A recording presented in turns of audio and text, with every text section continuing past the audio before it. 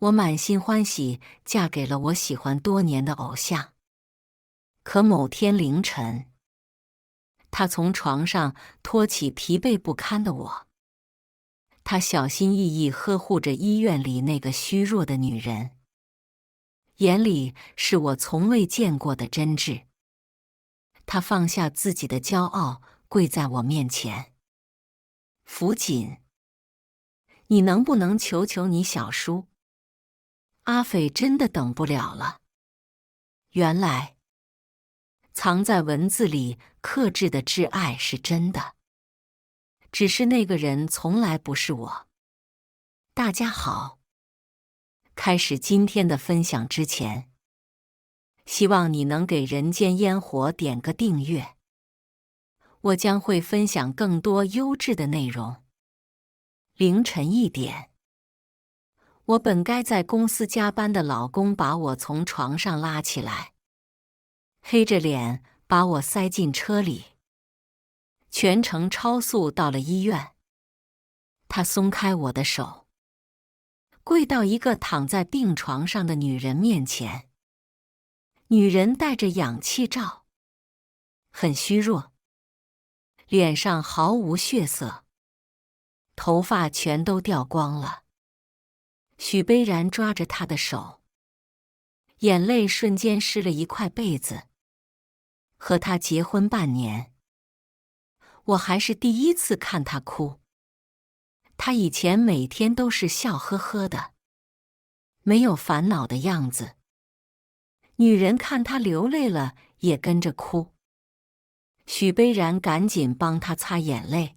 阿斐，别哭，你等着，我一定会救你的。我冷漠地看着眼前一幕，半分错愕，半分气愤。所以呢？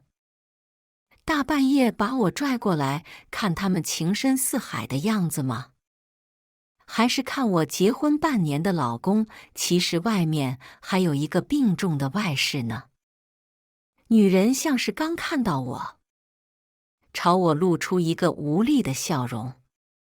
许悲然顺着她的视线看过来，我冷笑一声，我在外面等你。等他的5分钟里，我想了很多。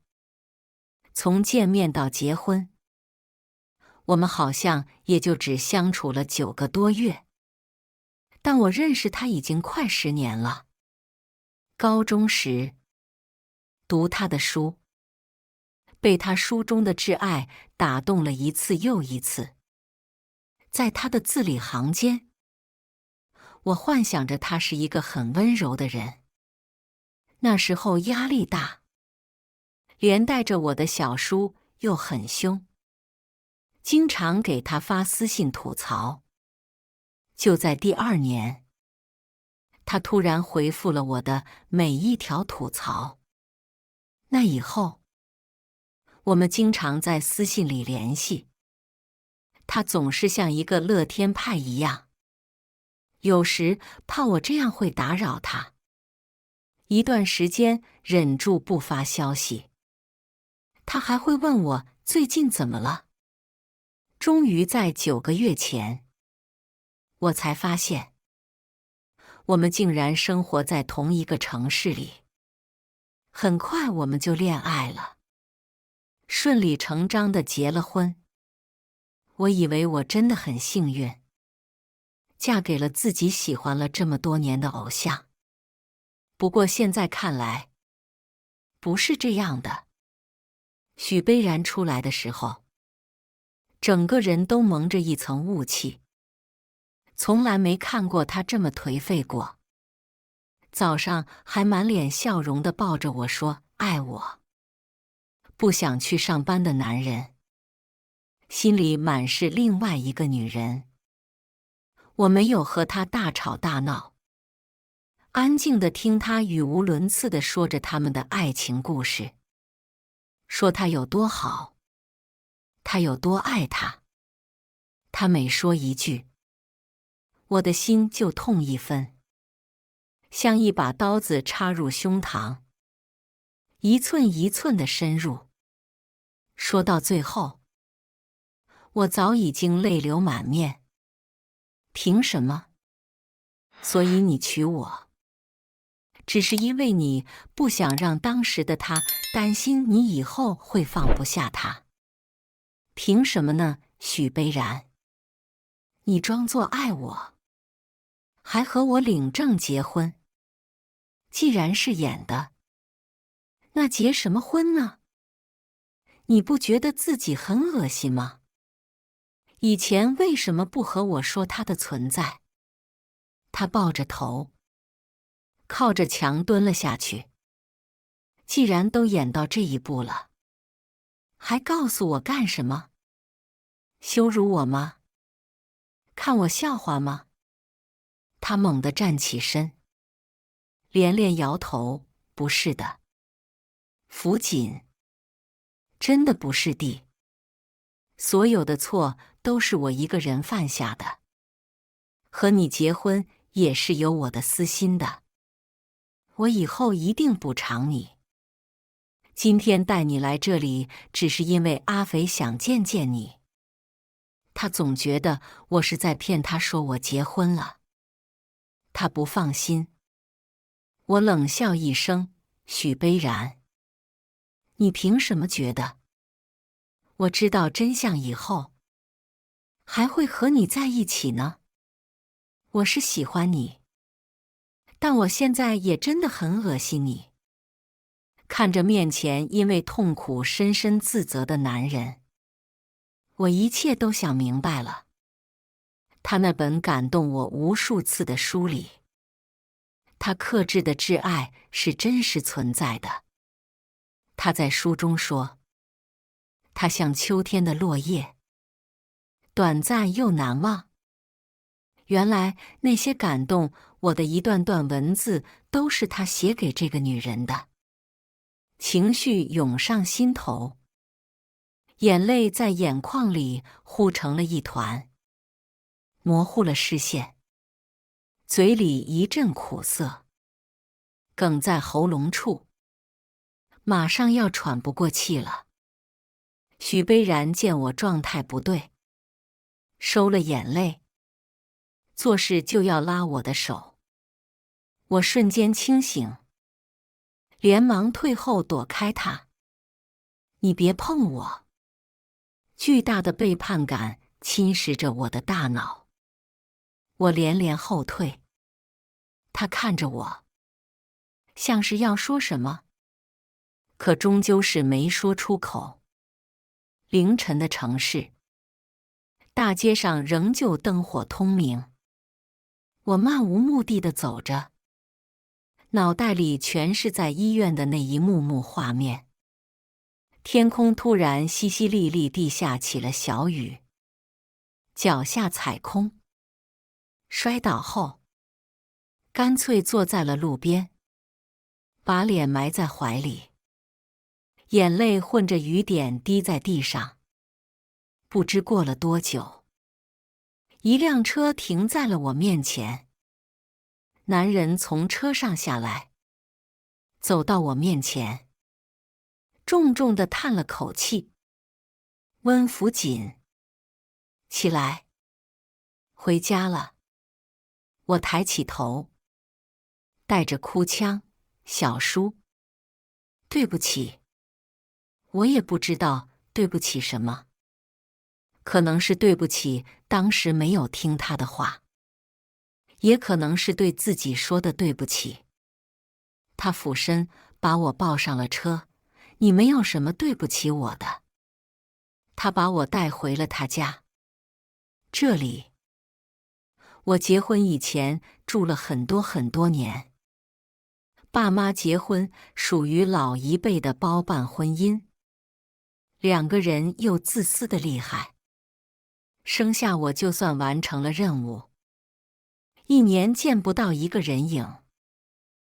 我小时候是在外婆家长大的，后来外婆去世了，回到温家，没有人管我，只有被爷爷收养的小叔愿意养着我。他没像往常一样斥责我不听话、叛逆，反而给我煮了姜汤，亲自给我倒了一杯酒，什么都没有说，默默地陪着我喝酒。最后，我终于平复了心情。小叔，你怎么会在那里碰到我？我问得小心翼翼。毕竟，这位小叔，他凶得很，所以在我的整个青春期，我所有的吐槽都是关于他的。他全身瘫在沙发里，闭目养神，做完手术就挺晚了。没想到会碰到你，你那个酸作家，放心你一个人出来。我尴尬地笑了2声，呵呵。那还真是巧。他突然睁开眼睛，盯着我，我没想到真的是你。我不是个乐于助人的，看路边有个姑娘很像你，我才想管，竟然真是你。我低下了头。他是在问我到底发生了什么事。福锦，我很凶吗？下雨了，你都不知道往家跑。眼泪顺着脸颊流下，我扑进了他的怀里。小叔，一股脑把所有的委屈都说出来了。他平静地听完，他让你一个人从医院离开了。凌晨，他也真的放心。温福锦，我早就说你眼光不行。他什么人啊？他语气一重。我哭得更凶了。你现在就很凶。呜。他的声音戛然而止，随后松了一口气。好，我改。今晚我先不说你，快去睡觉。因为淋了雨，夜间有些发热。迷迷糊糊间，感觉小叔不停地帮我用酒精搓手、量体温。早上9点，被一阵敲门声吵醒。门口，许悲然和小叔在对峙。许悲然手里拎了很多东西，全是我以前喜欢的小玩意。福锦，我对不起你，是我的错。你能不能？小叔挡在他前面，拎起他的领子，快滚！别让我再看见你。他挣扎地看我。福锦，我是真的想和你道歉。我喜欢你也是真的。阿肥只是我的一个责任而已。我走到他面前，看着他因为着急憋得通红的脸，突然笑出了声。你为了一个责任就娶我，你这个责任可真重。他还想靠近，小叔挡在他面前，隔开了我的视线。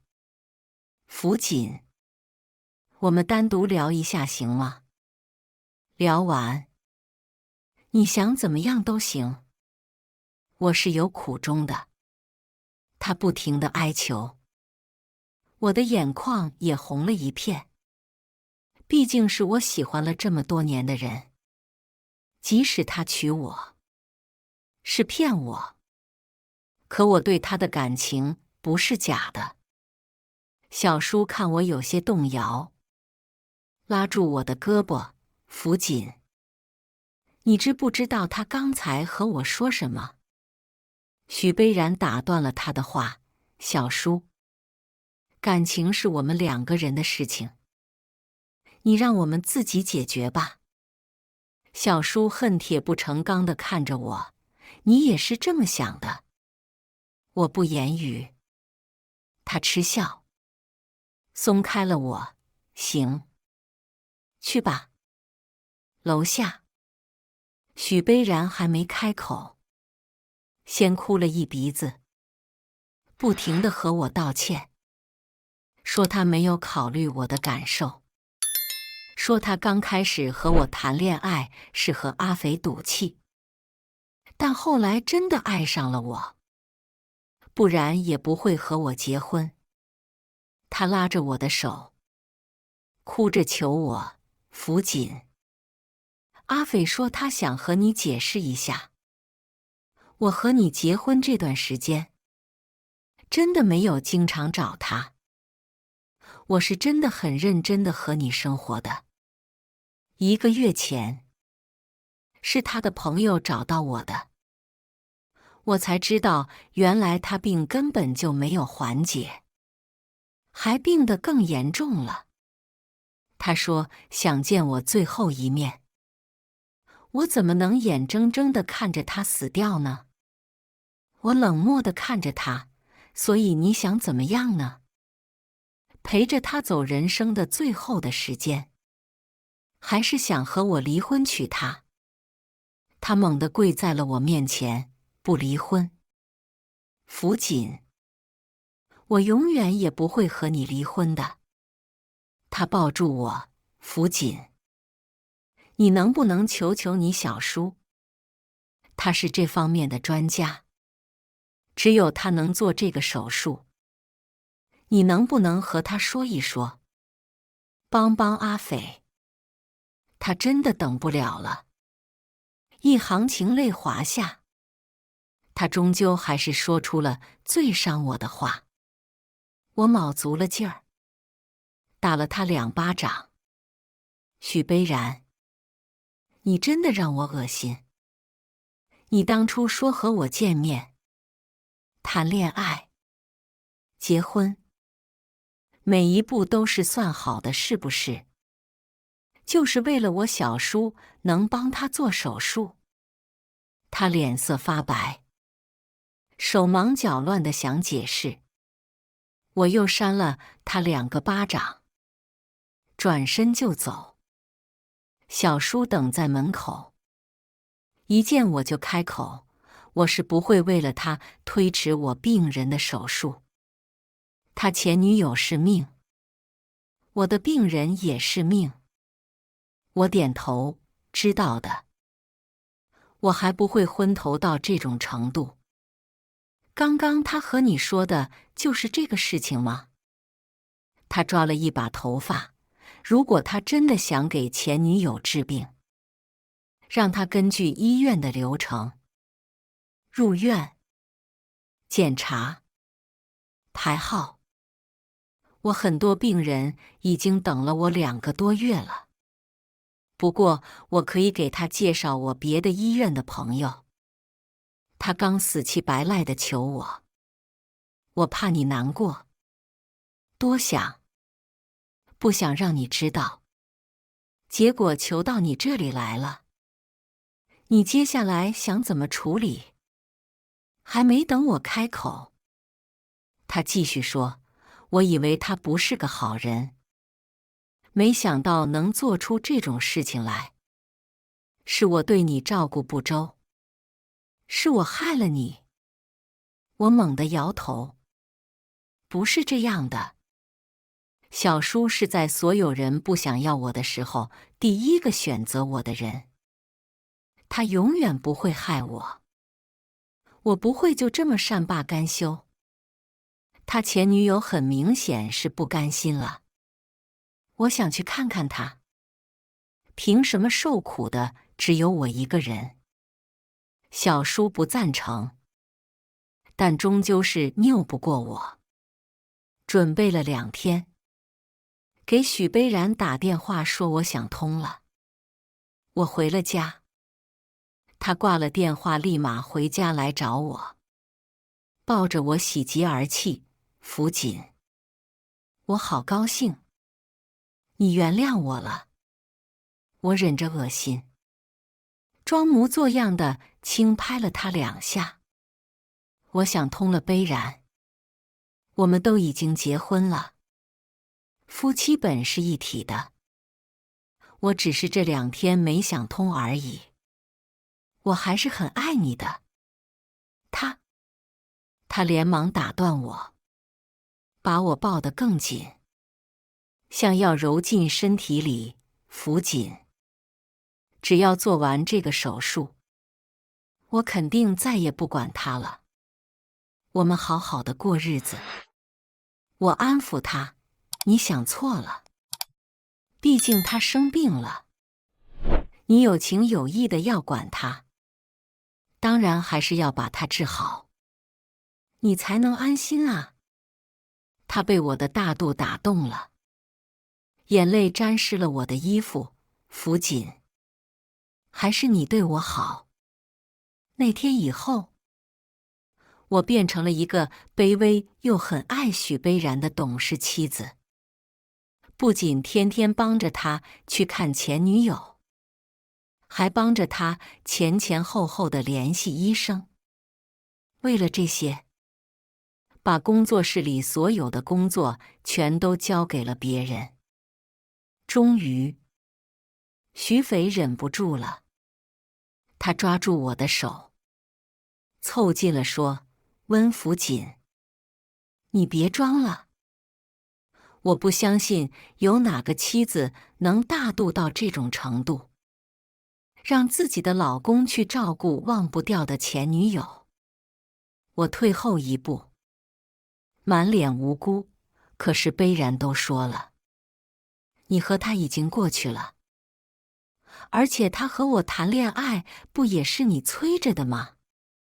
悲然说，现在只把你当从小一起长大的姐姐的，他永远不会和我离婚的。徐肥姐，你后悔了吗？说完还挤出了几滴眼泪。他以为我会委屈吃醋什么的，没想到我会这样倒打他一耙。这个时候，许悲然闯了进来，把我护在身后。这一回，他站在了他的对立面。阿斐，你怎么能存这个心思呢？我和福锦已经结婚了，现在她才是我的妻子。徐斐百口莫辩，不敢相信仅仅是几天，却能撼动他在许悲然心里的位置。我站在他身后偷笑，得意地看着徐斐。虽然我还是很讨厌许悲然，但他对我的这份关心可以让他们关系破裂，那也足够了。冷静的那2天，我去了许悲然待过的福利院。原来和他一起长大的还有一个姐姐，就是徐斐。他们2个算是相依为命。当时只有一个资助的名额，最合适的就是他和徐斐。徐斐把名额让给了许悲然，可惜许悲然高考没有考好，只考了一个很普通的大学。但这个时候，许悲然对徐斐告白了。徐斐不想失去这棵可能的摇钱树，即使他那时候还一穷二白，还是答应和他在一起了。但是听说那段时间，他们2个经常因为钱争吵。许悲然却陷在自认为的爱情的美好里，写出了那本书。一经发表，掀起了一阵红潮。可惜徐斐生病了，很严重的病。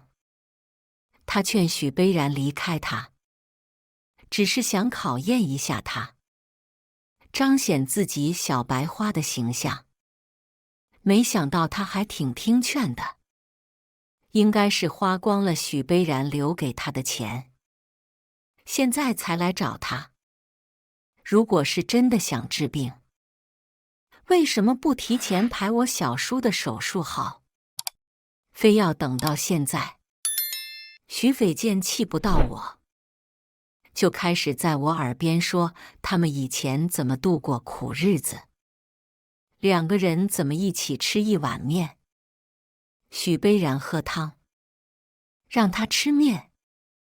我抬眼看了一眼钟表，随意搭了一句话：那你们以前过得还挺惨的。我还行，起码我小叔以前没饿着我，还挺重视对我的教育的，不会让我做出来只花男人钱，自己不赚钱的事情。他被我的话对到，立马就蔫了，自觉没什么意思。也到时间了，每天来这里坐够3个小时，像打卡一样，所以带过来的工作只能是可以在线上完成的。走之前，我感叹了几句：徐肥姐，你看我们对你多好，就这么3个小时，我赚的钱可以付你1天单人 VIP 病房的费用的。不是我气他，说的是实话。果然，晚上许悲然和我说：福锦，你明天先别去医院了。我装作像做错了事一样，不知所措。悲然，是我做错什么了吗？徐肥姐不高兴了，她叹了口气，但脸上满是心疼。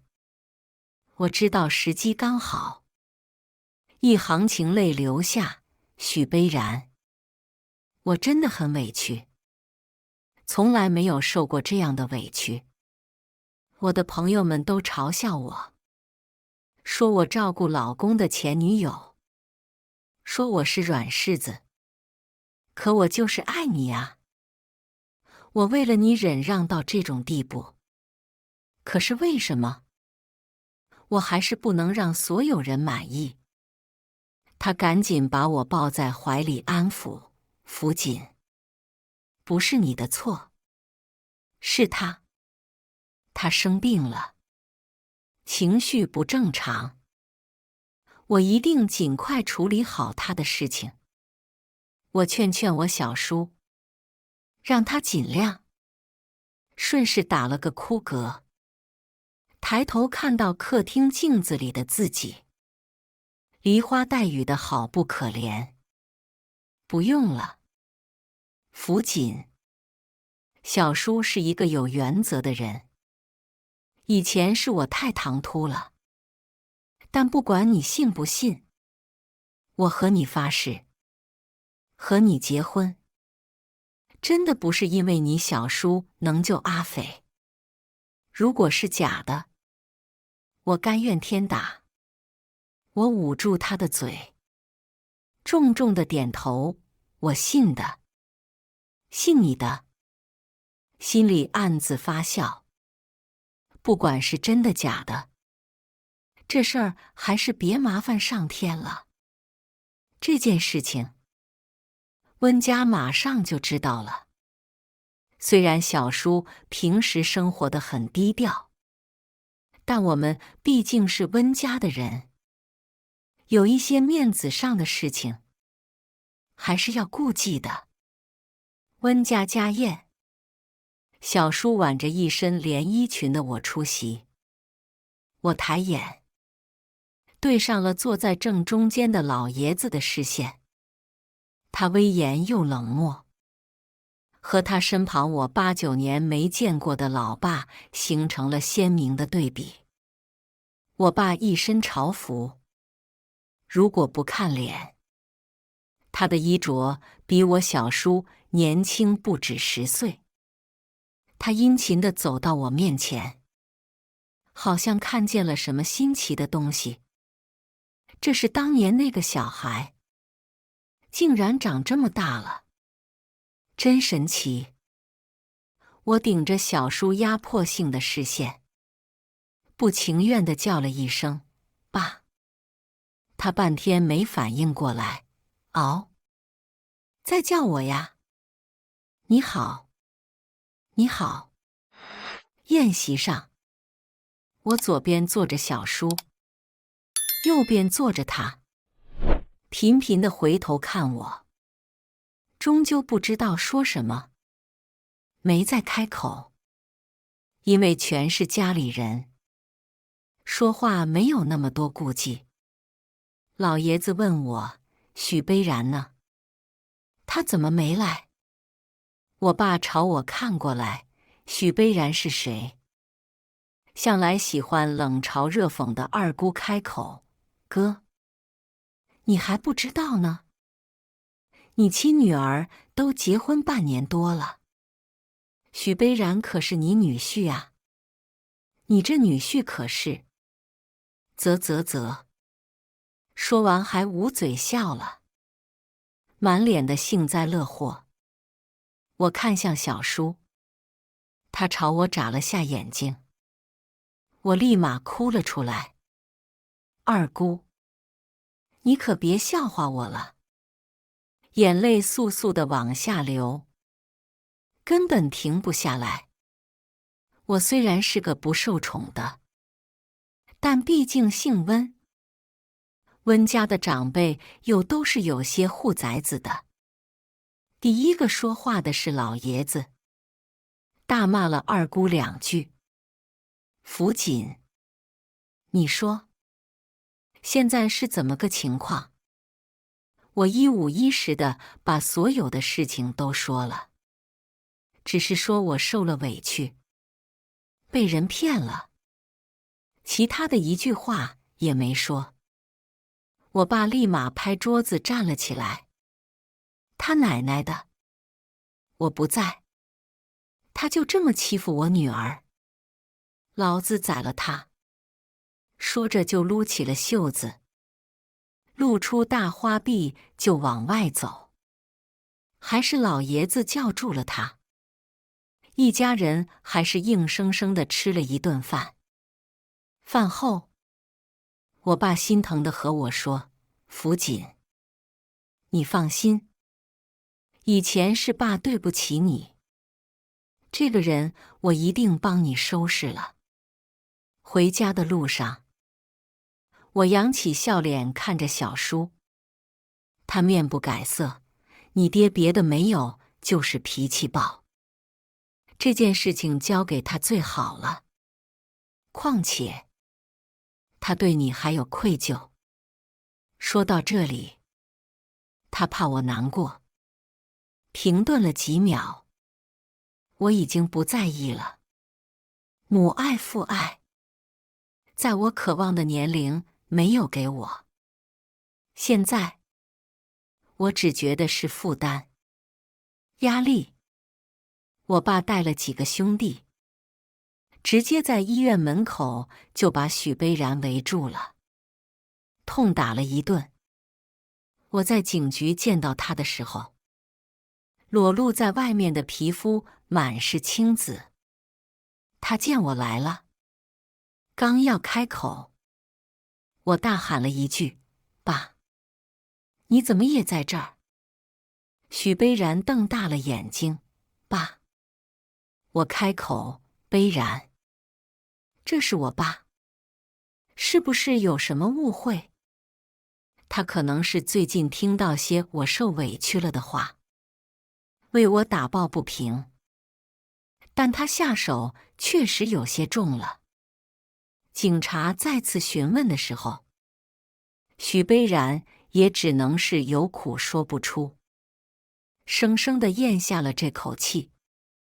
饭局上，我爸露出那一胳膊的纹身，吓得许悲然点头哈腰的，又是道歉，又是倒酒。我爸一个好脸色都没给他。你打算怎么办？要我说，立马就离婚。我温昌的女儿还愁嫁不出去。这话说得我心酸。出生后，他和我妈就没管过我，就连结婚这样的大事，给他们消息，却没有一个人回来。这个时候说我是他们的女儿了，这话说的不实诚。许悲然连忙反驳：不，爸，我不会和福锦离婚的，我改了。以前是我的错，我没有告诉福锦真相，但是我知道错了。但阿斐毕竟是我相依为命、一起长大的姐姐，我真的不能眼看着她送死。她就差跪下来说了。我爸没说太多责备的话，反倒是问了他很多事情。许悲然巨无不细的全都说了。最后，我爸拉着我离开了，叫我不许和他再见面了。我没听，半夜偷跑回了和许悲然的家里。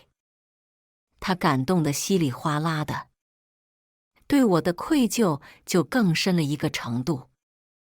温家和许悲然公司那边打了招呼，他的上司各种为难他，他每下班回家都是一脸愁容。正赶上许斐排上了小叔朋友的号，手术一笔费用，更是加大了许悲然的压力。但他以前的积蓄早就花到他身上了，他又是个好面子的人，不会找我开口。但他突然拿出了一大笔钱，交上了手术费。手术还是挺成功的，许悲然明显的松了一口气。他给许斐找了个护工，每次下班就回家，就像他以前说的那样，做完手术，我们就好好过日子。我去医院看了许斐，他已经被疾病折磨得不成样子了，双目无神，脸上瘦得没有什么肉了。但他一见我还是强撑起精神，怒目而视。我摇头，算了，也不能和一个病人较真。凑近他的耳边轻声说：“我把许悲然还给你，你觉得怎么样？”他一脸的不可置信，防备心更强了。回家后，我看见许悲然就开始哭。悲然，我心里还是过意不去。今天看许斐姐那样子，总是觉得是我抢了你过来，要不然我们还是离婚吧。他坚定地摇头，不行，不能离婚。福锦，我和他都过去了，现在我只爱你。今天，许斐姐和我说，我适时地停了口。她说了什么？她说什么你都不要和他一般见识。她就是因为我打断了她，许斐姐说你能帮他到这个地步，等他好了，会慢慢的和你培养感情。你迟早要和我离婚的。许悲然黑了脸，留下一句话就跑了出去。像我想的那样，他给了许斐一笔钱，把他送去了别的地方，彻彻底底的断了联系。我很好奇他的钱究竟是哪里来的，就让我爹去查，终于还是查到了。他竟然私印自己的图书售卖，怪不得一下子竟然能拿出来这么多钱。我收集了他私印售卖的证据，又托了一个人来揭发他。网上全是一片骂声，爆料的人越来越多。温家人压着许悲然和我离了婚。这时候，许斐竟然站出来说了话。他想趁着这个节骨眼赚钱。他说自己当初有多不容易，许悲然在他生病后离开了他，娶了我，还说我当初是怎么故意气他等等。网友又生起了祸端，可怜同情他，说他是病美人，都开始攻击我。可我是温家人，既然他这样做了，我们也不用手下留情了。我找到了他在和许悲然谈恋爱时候和别的男人在一起的照片，还捋了时间线。他不愿意放弃许悲然这棵以后可能的摇钱树，又不想陪着他受穷，所以找了不少的富二代。每次去见许悲然，还要特意把富二代给他买的东西全都藏起来。后来生了病，容颜不在，就没有人来找他，他这才收了心。一张张的照片全是他给许悲然戴绿帽子的证据。我去探视许悲然的时候，带给他，让他在狱里干着急。他气红了眼，我贴心地拿出手机，给他一条条，一句句地念许斐的委屈。知道你在里面可能消息不太灵通，我特意来告诉你，你当时真是真心为了狗。反过来，不过你当初也是，两个人吵成那样，你还沉浸在自己风花雪月的世界里，也太可笑了。如果你真的爱他，怎么可能发现不了他的异常？在他生病的时候，他让你离开他，你就真的离开他，娶别人。你真的爱他吗？你这种文人，其实才是最无情的。他握紧了拳头，温福锦，你是不是一直恨我？我摇头，不恨，只是恶心。是我对你先入为主了。你在你的书里把自己描写得太好了，我又对你蒙上了一层偶像的滤镜。可能我真正的看清你的时候，你比任何人都恶劣。你后悔吗？他连头都没抬。我不后悔自己做的任何事情。这一面大概就是最后一次见面了。他最后和我说了一句话，你小叔对你的感情也不纯粹。他藏得很好。我祝你幸福。我冷笑一声，不用你祝福，我也会非常幸福。因为我的澄清，再加上一张张证据的放出，就连我当初在医院的缴费，以及给他买饭的截图，我都一张不落地发在了网上。不过看来他术后恢复得很好，还开了直播澄清这件事情。我又雇了一批水军，把他直接骂得下了播，还被封了号。我躺在床上笑得来回打滚，好解气。此时小叔敲门进来，我想起许悲然说的那些话，感到有些可笑。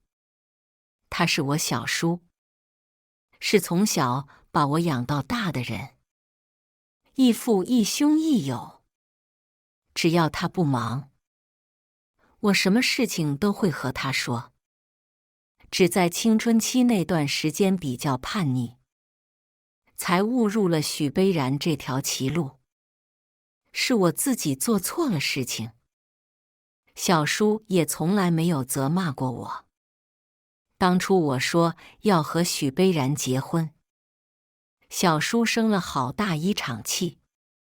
我是他养大的，脾气也像他，偷了户口本就领了证。他也不再说什么，只是关系也不像以前那样亲近。如今倒是缓和了很多。他难得的带着笑容。笑什么呢？这么开心，在外面都听到了。我和他说了我干的事情。他满脸宠溺地摸了摸我的头。这才是温福锦，想干什么就干什么，没有拘束。我带了些试探的开口，好大的一个教训。下次可不敢再喜欢别人了。他不赞同，好的人还有很多，不能因为遇到过他这样的人渣，就否定所有的人。以后你找的人，要经过全家人的把关，包括我。爱情还是很美好的。我就说，是许悲然想多了。既然爱情这么美好，小叔为什么还不谈恋爱？他失神地望着窗外，良久才开口。有时候做的选择也很重要，一开始就选错了，那就只能一直错下去。他严肃认真，看来是有什么深爱之人，却不可得。我自觉不再提。不知道我爸怎么和我妈说的，他这样的人竟然能有时间来看我。坐在他面前，拘谨得很。他端起茶杯，抿了一口。你离婚了？我从蛋糕中抬起了头。离了。又是一阵沉默。多年未见，即使有血缘关系的两个人都不知道聊什么。他只从包里拿出一张卡，给你的零花钱。这么多年。我打断他，不用。我自己赚钱的。而且，这么多年，我小叔也没有亏待我，起码是养着我的。说到了他的痛处，神色有些尴尬，不过又恢复了说教的模样。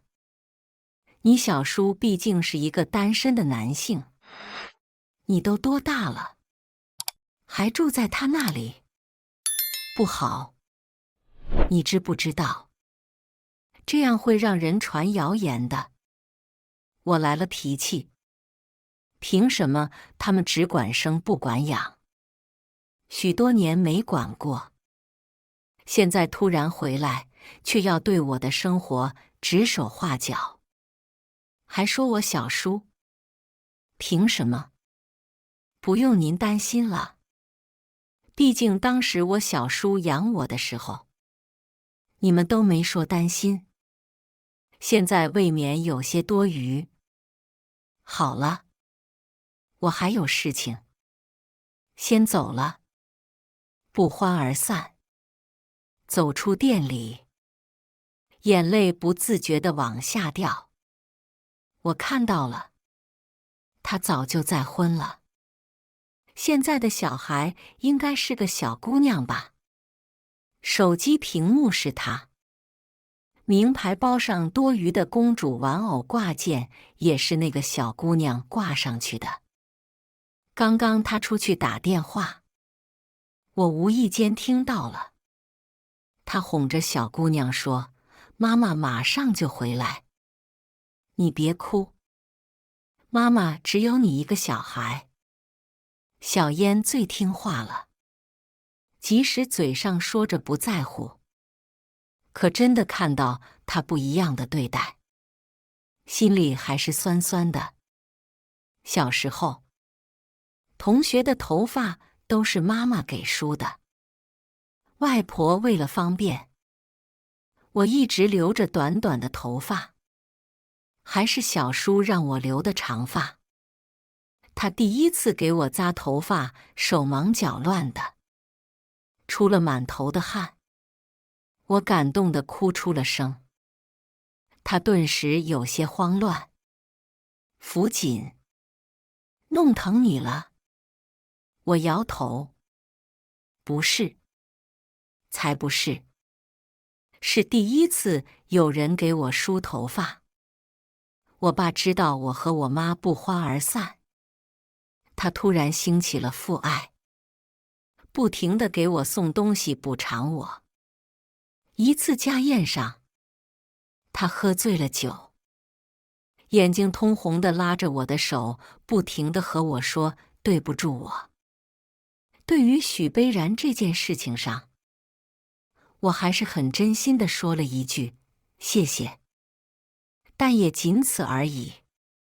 以前没给的爱，现在补偿，真的是很大的负担。他出现得太过频繁，我有些烦躁，和小叔说了这件事，不知道他怎么解决的。我爸真的很少来找我了，工作室越做越大，平静地过了很多年。突然某一天出现了一则新闻，霸占了一整天的热搜。知名作家许某某出狱后，失手杀了给他戴绿帽子的前女友。照片里即使打了马赛克，我还是认出了，是许悲然和许斐。没想到当初相依为命一起长大的两个人，竟然反目成仇，互相残杀。当然，这也只像平时的一则新闻，感叹一下便不了了之了。小书番外，我是温家收养的孩子，自小就知道我的身份不同，不是真正的温家人，所以我从小就决定，以后一定不碰温家的生意，只要不碰到他们的利益，我们就能和平相处。温昌是我的大哥，他对我相对要好很多。他是一个很随性的人，因为生在温家，自由惯了。唯一的一次约束就是联姻，娶了他不爱的女人，生完孩子就离了婚。他终于丢了枷锁，孩子都不管，直接跑了很多年。两个人谁都不想管孩子，只好请保姆养在温家。但不知道孩子的外婆起了什么心思，把很小的温福锦带走了。但他外婆去世以后，他就回来了。他被养得很胆小，我仿佛在他身上看到了当初的我，所以我接下了这个烫手山芋。温老爷子一开始不同意，但耐不住我的坚持，还是同意了。温福锦慢慢的长大，到了青春期，我不允许他早恋，对他比较严厉。小丫头被我养得有些肆无忌惮了。虽然是这样，但我还是很开心，随心所欲的最好了。我成功了。许悲然的出现，我没有意外。小姑娘长大了，她迟早也会结婚生子，可我心里却阵阵地痛，没有半点开心。尤其知道她不是一个什么好人，我更不同意。谁知道小姑娘偷了户口本，偷偷结了婚。我作为一个医生，平时也不能喝酒的。那段时间，我拒绝见她，把自己关在屋子里，喝了很多酒。我知道，我的心思可能不太正常。不行，福锦会害怕的。所以，我一直在抑制自己的感情。有些时候，选择一旦做出来了，就永远这样下去吧，这样能陪他更久一点。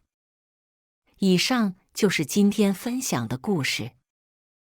大家有什么想说的、想吐槽的，欢迎在下方评论交流。也更希望能给人间烟火点个订阅，我将会分享更多优质的故事内容。